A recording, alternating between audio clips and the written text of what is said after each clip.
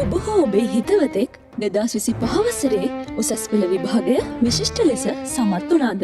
එහෙම වුණා නම් විශේෂයෙන්ම නොවුනත් අනිවාර්යෙන්ම අවසානයේ තෙක්ම ඔබ බලන්නම ඕනේ වීඩියෝ එකක් තමයි මේක.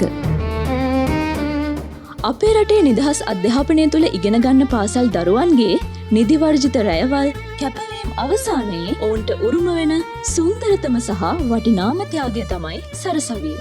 ඔබ දැනටමත් දන්නා පරිදි ඉතිහාසයේ ප්‍රථම වතාවට විශිෂ්ට ලෙස උසස් පෙළ සමත්ව සරසවි වරම් ලැබූ දේශයේ අනාගත නියමුවන්ගේ ගමනට සවියක් වීමට ජනාධිපති අනුර කුමාර දිසානායක මහතා ප්‍රමුඛ වත්මන් පාලක මණ්ඩලය යටතේ ජනතාවගේම අරමුදල බවට පත්වුණු ජනාධිපති අරමුදල සුවිශේෂී පියවරක් ගනු ලැබුවා. ඒ සෑම දිස්ත්‍රික්කයකම සෑම විෂය ධාරාවකින්ම ප්‍රථම ස්ථානයේ සිට දසවන ස්ථානය දක්වා ස්ථාන ලබා ගනිමින් විශ්වවිද්‍යාල වරම් ලැබෙන දරුවන්ට රුපියල් ලක්ෂය බැගින් වූ දැවැන්ත ශිෂ්‍යාධාරයක් පිරිනමමින් මෙය ඔවුන්ගේ උසස් අධ්‍යාපන ගමනට ලැබුණු සුවිසල් ආලෝකයක්. මෙම උත්සවයක් මේ වගේ පවත්වන නිසා අපිටත් අපේ ප්‍රතිඵලයට වටිනාකමක් තියෙනවා කියන එක අපිට ඇත්තටම සිහිපත් වෙනවා. The fund which was given to us is considered as a useful thing which will help us to carry out our future academic related activities.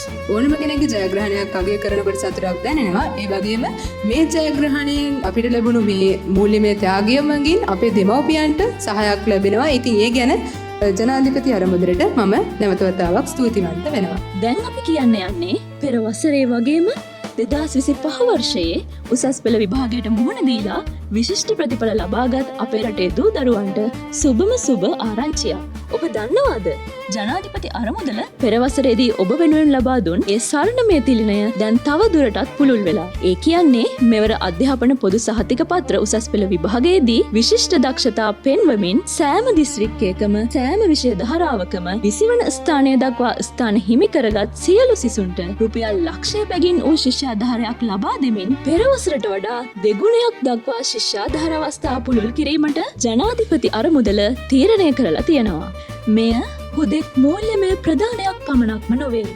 අපේ රටේ අනාගතය වෙනුවෙන් ඔබ මත තබන දැවැන්ත විශ්වාසයේ සහතිකයයි.